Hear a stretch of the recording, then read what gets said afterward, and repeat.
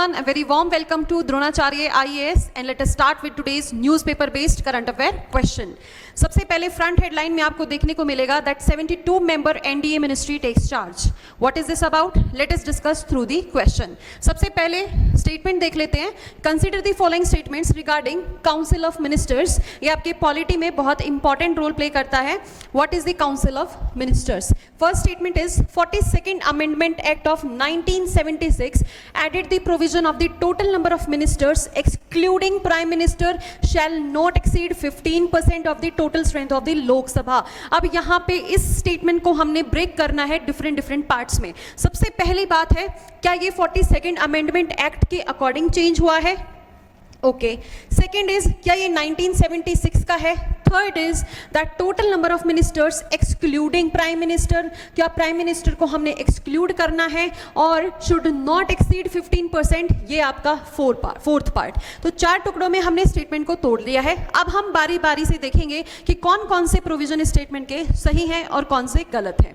ठीक है, सबसे पहले देखते हैं 42nd अमेंडमेंट की बात. 42nd amendment act of 1976, this is wrong. यहां पे क्या आ जाएगा? 91st amendment act of 2003.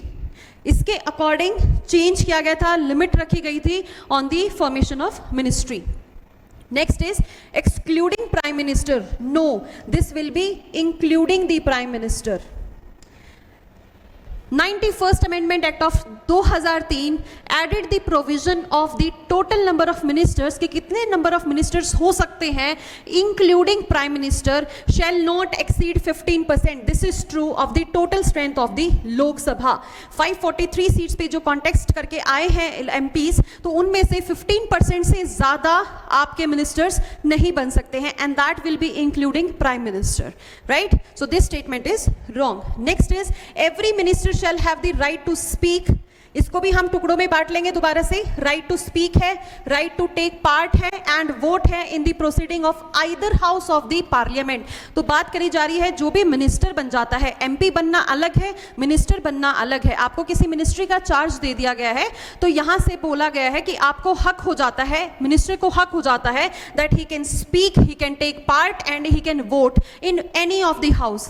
Any of the house मतलब अगर वो लोकसभा से भी इलेक्ट हुए हैं तो वो राज्यसभा में जाके भी वो पार्टिसिपेट कर सकते हैं, बोल सकते हैं और वहां पे वोटिंग भी कर सकते हैं. क्या ये स्टेटमेंट सही है? नो. इसका सिर्फ एक ही पार्ट गलत है, दैट इज वोट. वोट नहीं कर सकते हैं, जा सकते हैं, ज्वाइंट सिटिंग में जा सकते हैं, कमेटीज में बैठ सकते हैं, पार्टिसिपेट कर सकते हैं, बोल सकते हैं, but they can not vote. जब भी कोई बिल पास हो रहा होगा वोटिंग नहीं कर सकते हैं, right? In either house of the parliament. Voting सिर्फ वही करेंगे जिस हाउस के वो मेंबर्स रहेंगे. True. Next is Article 75 states that the Council of Ministers is collectively responsible to the Parliament. जो भी ये Council of Minister बनाई जाएगी ये collectively responsible रहेगी Parliament को. तो क्या ये स्टेटमेंट सही है? No, this statement is also wrong. यहाँ पे क्या आ जाएगा? लोकसभा. तो काउंसिल ऑफ मिनिस्टर सिर्फ लोकसभा के सामने रिस्पॉन्सिबल रहेंगे, पूरे पार्लियामेंट की तरफ से नहीं. So how many of the statements are correct? None. Answer will be none. Moving to the next question. तो it is about the SAARC. तो ओथ सेरेमनी में डिफरेंट नेबरिंग कंट्रीज आए हैं जिसमें से कुछ आपके सार्क मेंबर्स भी विजिट करके गए हैं जब ओथ सेरेमनी कल हुई है. ठीक है, तो इसमें सार्क हमारे लिए इंपॉर्टेंट हो जाता है. फर्स्ट स्टेटमेंट देखते हैं सार्क के बारे में. What is SAARC? South Asian Association for Regional Cooperation. कि कुछ साउथ एशियन कंट्रीज हैं वो रीजनल कोऑपरेशन में एक बनाने के लिए बढ़ाने के लिए उसको एक एसोसिएशन बना के रखा है, दैट इज सार्क. सबसे पहले देख लेते हैं. SAARC comprises of 3% of the world's area, 21% of the world's population and 3.8% of the global economy. क्या ये स्टेटमेंट सही है? No, this statement is not correct because now the world economy, SAARC economy is more than 5% of the world economy, right? तो सबसे पहले अगला question, अगले statement में जाने से पहले देख लेते हैं कि सार्क मेंबर्स कौन कौन है, राइट? तो यहां पे मैं लिख देती हूं. सबसे पहले है Afghanistan, then Pakistan, then India, then Bangladesh, then Nepal, then Bhutan, then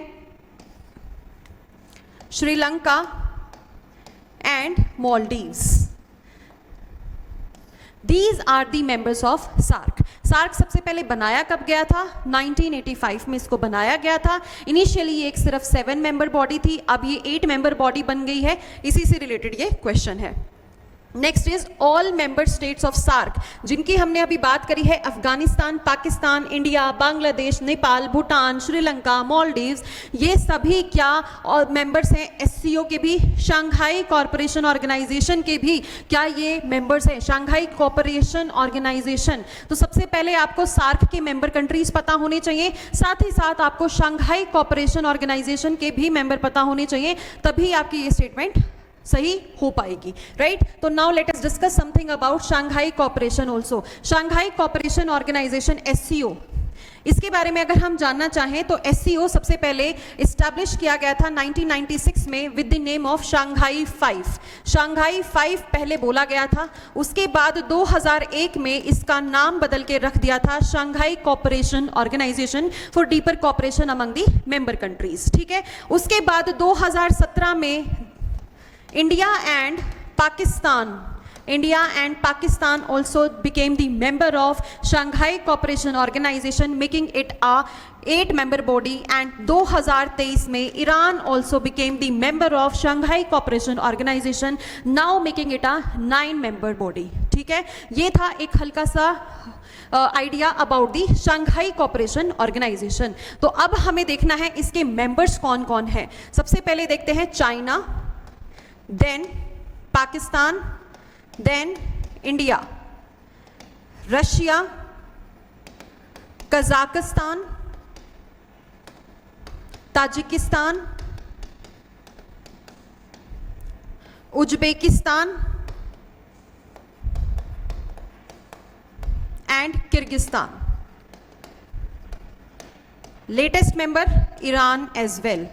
तो क्या सभी मेंबर्स, अब हमारे पास स्टेटमेंट क्या आ गई है, all the member state of SAARC are the members of SCO. नहीं, ऑल मेंबर्स नहीं है इसमें, देयर आर डिफरेंट मेंबर्स, है ना. इसमें सिर्फ कौन कौन से आपके इंक्लूड हो जाएंगे?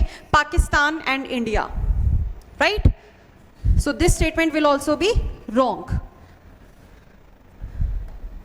Now next is SARC has 8 member states with Afghanistan as the newest member which formally joined in 2007. तो क्या जितने भी members हैं उनमें से सबसे latest member अफगानिस्तान है. So this statement is correct, right? तो आंसर इसका क्या हो जाएगा? Only 1. Moving on to the next question. सबसे पहले, इससे पहले हम देख लेते हैं आपके सार्क मेंबर्स के बारे में. तो यहाँ पे अफगानिस्तान, देन आपका Pakistan, then India, Nepal, Bhutan, Bangladesh, Sri Lanka and Maldives. These are the member states of SARC, right? Next question is regarding IMF.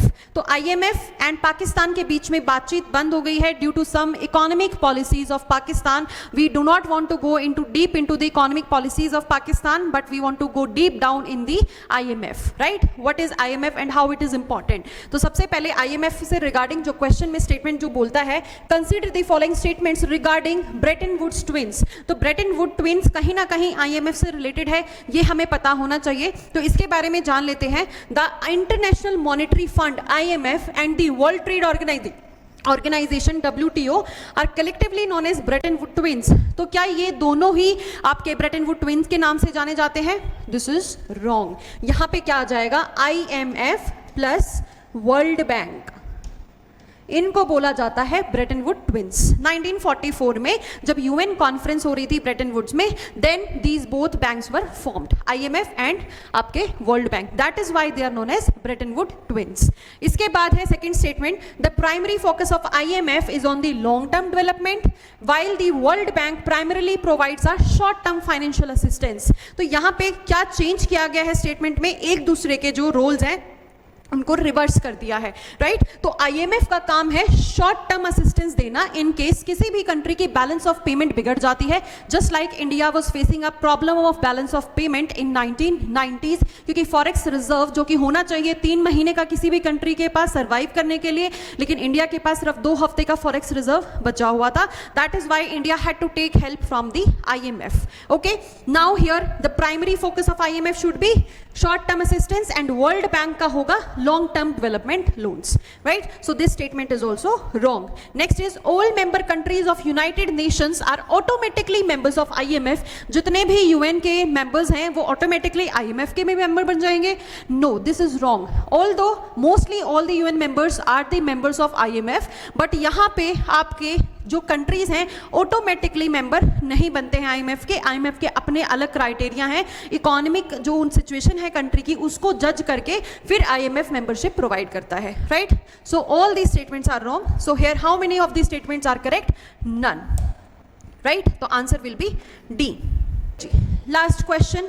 अभी रिसेंटली न्यूज में एथनिक वायलेंस देखी गई है नॉर्थ ईस्टर्न स्टेट में, जिसके बारे में आपसे क्वेश्चन पूछा जा रहा है. Recently seen in news regarding ethnic conflicts between Kuki Zo and Meitei tribe. What are these? These are the tribes of the north eastern states. तो यहाँ पे जीरीभम पूछा गया है. जीरीभम में मेजरली ये कुकी जो और आपके मेती कम्युनिटी के बीच में, मेती ट्राइब के बीच में लड़ाई, एथनिक कॉन्फ्लिक्ट देखने को मिल रहा है. तो ये जीरीभम डिस्ट्रिक्ट कहाँ लोकेटेड है, कौन सी स्टेट में लोकेटेड है, ये आपके लिए इंपॉर्टेंट हो जाता है. तो क्या मिजोरम, मणिपुर, मेघालय, असम, इन चारों स्टेट में से कहाँ पे जीरीभम लोकेटेड है? या फिर cookie Zo and Meitei tribe के बीच में जो कॉन्फ्लिक्ट चलते आ रहे हैं पिछले साल से, वो लोकेटेड कौन सी स्टेट में है, ये पता होना चाहिए. तो answer is Manipur. Now please comment down in the section that where are the headquarters of SAARC, IMF and Shanghai Cooperation Organization located, right? So that's all for today's discussion. Thank you and have a nice day.